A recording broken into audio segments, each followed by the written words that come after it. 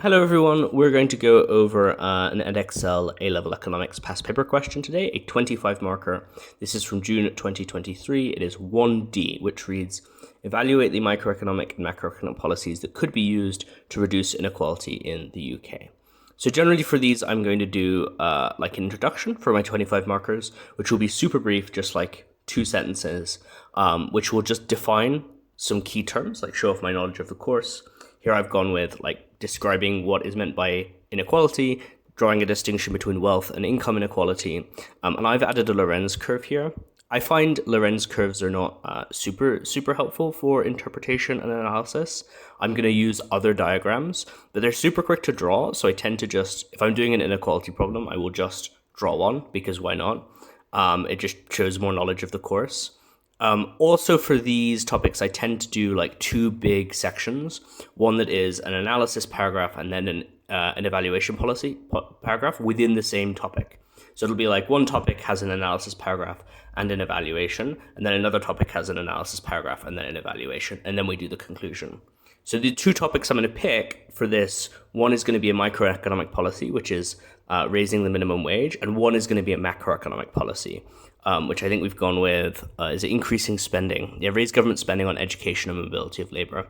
So I will talk about some other stuff in these topics because it says talk about policies. So not just raising the minimum wage, but also probably going to throw in some stuff about like strengthening trade unions, workers' rights in general, just to diversify the policy, right? So it's sort of a pro-labor microeconomic policies, basically.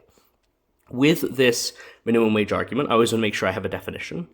I'm using producer surplus here. You could talk about a price floor. You just want to make sure you define something.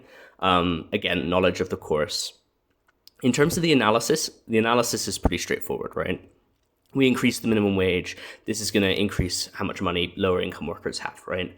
But I would couch this in as technical terms as you can, right? So I'm talking about producer surplus here. I'm saying this will increase the producer surplus for low income workers, which permits saving and investing, and then that could lead to them being able to get to homeownership or other sources of wealth. They can invest. They are in a more financially secure position. So it affects not just income inequality, but in the long run, hopefully also wealth inequality.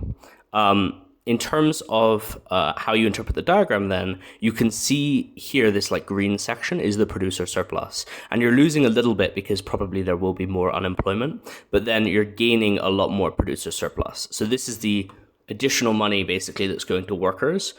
The producer surplus is like how much more they're earning compared to what they would be willing to earn. So normally there is a producer surplus at equilibrium. This is just going to increase the producer surplus overall.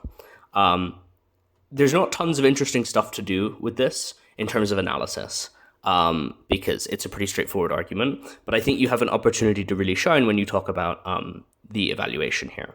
So we can talk first about how this might lead to some companies choosing to automate work, because you've raised the marginal cost of hiring workers, which will then potentially increase the appeal of automating and replacing them or just doing without those workers. So you increase unemployment, which of course would be bad for inequality, because you have more unemployed people at the lower end of the income scale. But I think the really key thing here in terms of interpreting the evidence they're giving us is to talk about inflation, because we've got, extract B is talking a lot about inflation. We're told that we're expected to hit 14% for families in the poorest tenth of the distribution. We've also got this figure 2, which is showing the UK inflation levels as super high. So I think an evaluation that says raising the minimum wage could worsen inflation, which is likely to hurt low-income workers the hardest, I think is really important because it gives you the opportunity to use those extracts really well. We could also just talk about the fact that it creates an overall deadweight loss in the economy, because you're losing out on labor productivity. So that's this like red triangle, right? So the deadweight loss is both workers not being able to get jobs and also employers not producing as many goods. So that is bad overall for the economy. You could also point that out as an evaluation. So topic B is just about raising government spending in order to, with the goal of trying to increase labor mobility and access to education. Again, not masses from the extracts that would be super relevant to this. There is a lot of talk about sort of tax cuts and how those tax cuts are primarily favoring like higher income individuals. So I think that would be context that I would use from the extract to talk about the opposite policy, which is what we're discussing, which is actually spending more money, which would probably require getting rid of those tax cuts within a way that would hopefully target lower income workers. So we could talk about like defining something like labor mobility. I'm going to use a macroeconomic diagram here. There's lots of stuff that you could do for this. I want a macroeconomic diagram because I'm talking about this as a macroeconomic policy. So I've done this like long run aggregate supply increase. How does this work? Why is this diagram relevant? So here's the analysis I have, and there's tons of options here. I'm talking about how increased government spending on education would improve labor productivity because it's going to improve like how effective workers are, which increases their marginal revenue product and therefore gives you higher wages for workers. This is great. Would go really well with a microeconomic diagram. But again, I've kind of opted for macro just because this is a paper 3 question. I like to have a macro and a micro diagram. 2, I've talked about how spending on infrastructure that promotes labor mobility, so bus routes, high-speed rail, would allow workers in deprived areas to access higher wage markets. In economic terms, we're lowering the barriers to entry to entering that market as a producer, which might remove some geographic monopoly or near monopoly labor markets, where maybe there are fewer employers and those employers can therefore get away with charging or paying lower wages. So that, I think, we're trying to take kind of a simple argument and put it in terms of the course material, use as much of that vocabulary as I can. So there's lots of stuff I could define there in terms of making sure I have a definition in my second point. The third point is that increasing the quality of labor would cause a rightward shift in the long-run aggregate supply, which might bring down the natural rate of unemployment, indirectly improving GDP, would also raise the standard of living. So the argument here is kind of like a classical economic model, which says basically there's a natural rate of unemployment that the economy keeps returning to, and during business cycles you go like below that rate or above that rate. But in reality, you keep coming back to that baseline, and that baseline is tied to the long-run aggregate supply. So the argument here is if we improve the quality of our workforce, we're going to cause that rightward shift in long-run aggregate supply, which also, in addition to just improving GDP overall, which is like good in general, it's also going to reduce the natural rate of unemployment, which is good for lower income workers who now have jobs, right? So this is the third point, is my attempt to make this as like macroeconomic focused as possible, basically. You would not need to do this much analysis. I'm just giving you a lot of options and trying to sort of show you that there are lots of ways that you can take arguments like this, right? So I think a lot of people struggle to come up with what to say. There's tons of things you can say for big policies like this. This is like better for analysis than our first point, but I think a little bit worse for evaluation. But there's still evaluations we can do. We can, of course, say that there's an opportunity cost to all the government spending. I don't tend to love this argument just because it's a bit broad.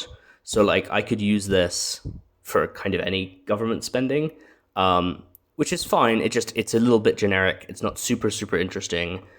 Perfectly fine for you to say this. But I think we can often find better options. So what I've opted for here is to say that this might allow employers to seek a wider labor pool. So if you're increasing labor mobility, you're allowing people to move to different markets. It also, in addition to giving workers opportunities, gives employers opportunities to maybe replace their existing workers with people who will accept a lower wage. And it also weakens the power of trade unions because it's easier to replace your workforce, so your trade unions are in a weaker negotiating position. So the result of this is maybe employers are actually able to offer a lower wage to people because they have basically more options. You've increased the supply of labor. So again, you could do like a supply-demand diagram for this that's specific to a labor market. That would be fine. But again, these are all kind of microeconomic focused diagrams, and I prefer to have the long-run aggregate supply just because it's a macro diagram. Obviously, tons and tons of choice here. And then the conclusion, I'm just going to basically suggest which of these policies I think is best, right? That's how I tend to write my conclusions. Here, I think I would end up probably saying that I prefer raising government spending on education compared to lowering the minimum wage.